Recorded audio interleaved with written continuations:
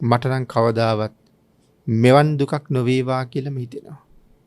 නමුත් පින්නතුනි මේ සංසාරේ ඉන්නවා කියලා කියන්නේ එවැනි දුක්වලට ඕන තරම් මූණ පාණ්ඩ සිද්ධ වෙනවා කියන කාරණාවයි. ඒ නිසා බුදුරජාණන් වහන්සේ දේශනා කළා මහණෙනි හැකි තරම් අප්‍රමාදී වෙන්න. වහ සීලය සම්පූර්ණ කරගන්න. වහ ගුණධර්ම වලින් පොහොසත් වෙන්න. අපි පින්නතුනි සංසාරේ විඳපු දුක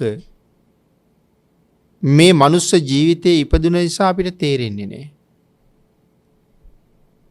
අපි නිරයවල් වල ජීවත් වෙච්ච කාලේ ඕන තරම් හිතන්න ඇති කවදා හරි දවසක මේ නිරයෙන් නිදහස් වෙලා මනුස්ස ලෝකෙට යන්න ලැබුණොත් ආයෙනම් සංසාරේ කවදාවත්ම නිරයට නොයන්න වැඩ කරනවා කියලා.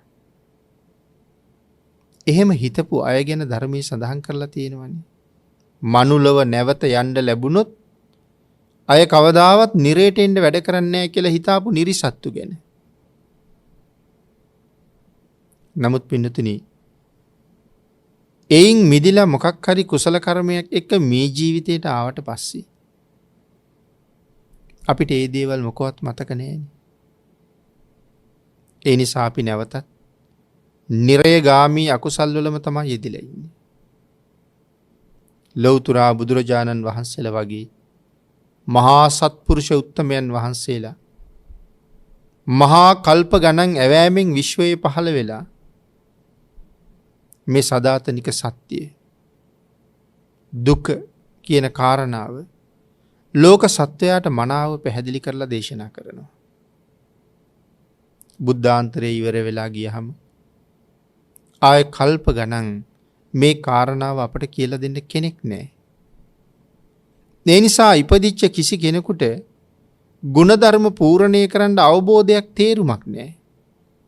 හරි වැරදි වැටහුණා නම් සංසාරේ ප්‍රාර්ථනා කරගෙන ආපු සුළුතරයකට විතරයි.